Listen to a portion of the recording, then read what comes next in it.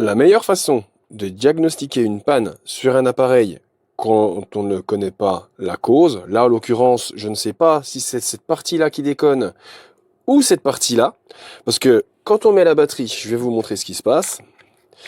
On met la batterie, déjà un coup ça démarre pas, et le moteur ralentit tout seul. La vitesse de rotation est instable.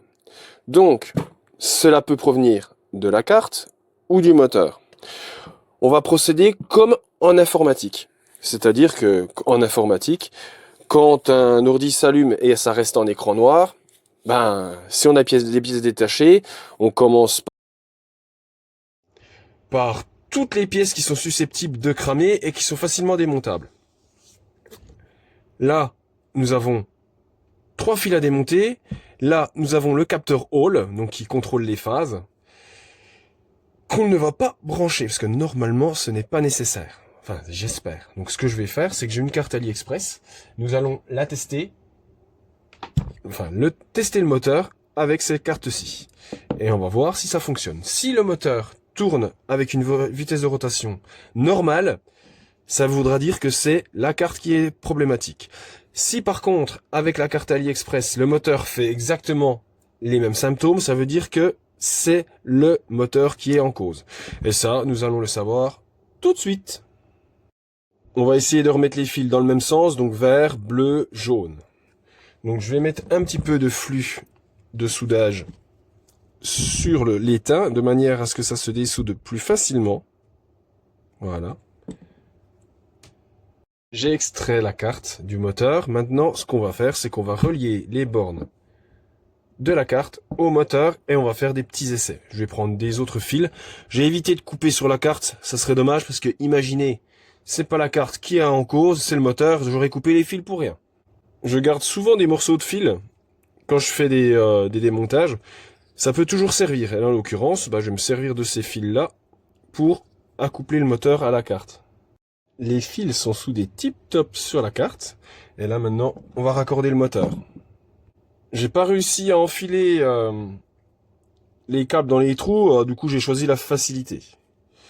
Ça va le faire pour mon petit test, de toute façon. Donc normalement je me suis pas trompé de sens. Dans le pire des cas, si je me suis trompé dans le sens des fils, ça tournera dans l'autre sens. Histoire d'être tip-top aux petits oignons jusqu'au bout, j'ai chopé un connecteur qui traînait.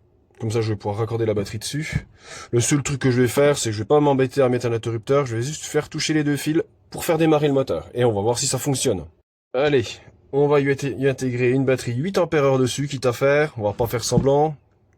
Donc pas se tromper, hein, le plus sur le plus, le moins sur le moins, ça serait ballot qu'on fasse tout cramer.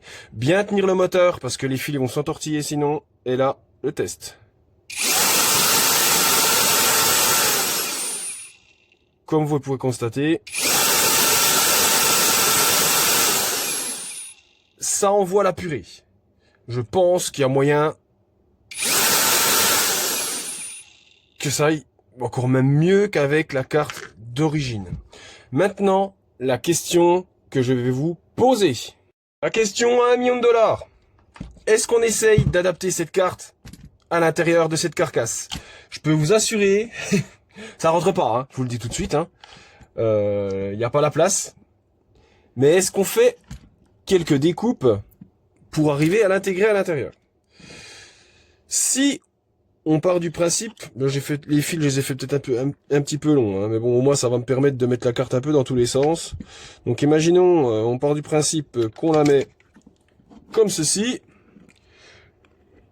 On pourrait presque la rentrer en travers, sauf que il y a l'interrupteur qui vient se mettre ici. Ou ce qu'on peut faire, c'est la mettre droite. Je vais mettre en place l'inter. Parce que vu que c'est la carte qui est défectueuse, je vais dessouder l'interrupteur. Voilà, l'interrupteur se met ici avec cette plaque. Donc, ça laisse pas beaucoup de place. Donc, je vais pouvoir peut-être à rigueur couper cette partie-là. Alors, est-ce que, par exemple, on peut couper une partie de la coque en dessous pour laisser dépasser la carte? Ça fera quand même dégueulasse. Parce que elle va dépasser, hein, obligatoirement, j'aurai pas assez de place. Même si je la mets au plus possible ici, ça passera pas. Mais j'aimerais quand même tenter le coup.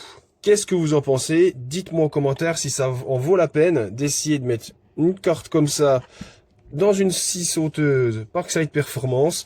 Je sais pas si vous avez entendu la vitesse de rotation du moteur, mais ça a l'air d'envoyer la purée. En commentaire ce que vous en pensez. Moi je dis, ça pourrait être sympa. Allez, passez une bonne journée.